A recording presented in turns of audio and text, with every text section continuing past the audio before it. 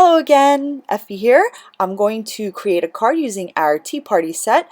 First, I'm going to take the We're All Mad Here sentiment from our Caffeine Crush set, and I'm going to stamp it sideways with our light Onyx Dye Ink on an A2 size panel. Then I'm going to take this border stamp from our Tribal Chic borders, and I'm going to stamp it in Versamark ink above and below our sentiment.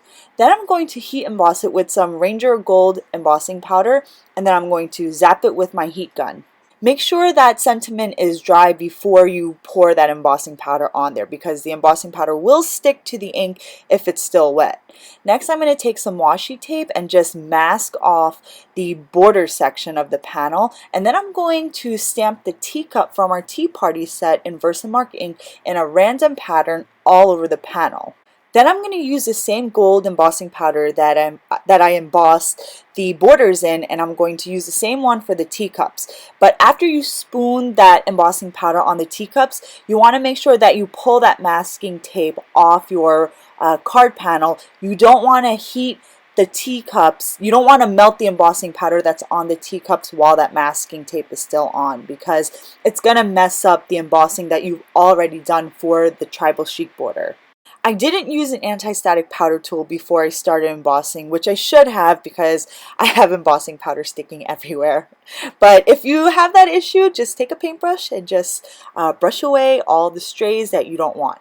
So now I'm going to heat up the entire panel, but I'm going to move quickly where the borders are because I don't want to melt that portion off the panel. Now I'm going to mask that border off once again, and I'm going to take the floral print from the Tea Party set, and I'm just going to start stamping all the teacups in our new Sky Blue collection Couture inks, which were just released last week. Next, I'm going to take the base and handle stamp from the same set and just stamp all the teacups with the coordinating dye inks. The stamping is now finished, so I'm going to take that masking, or rather the washi tape, right off, making sure not to touch any of that ink on the tape because it is still wet and you don't want to touch it and then smudge your panel. Next, I'm going to take the second largest die in our double stitch rectangles die set, and I'm going to die cut our stamp panel by running it through my Big Shot machine.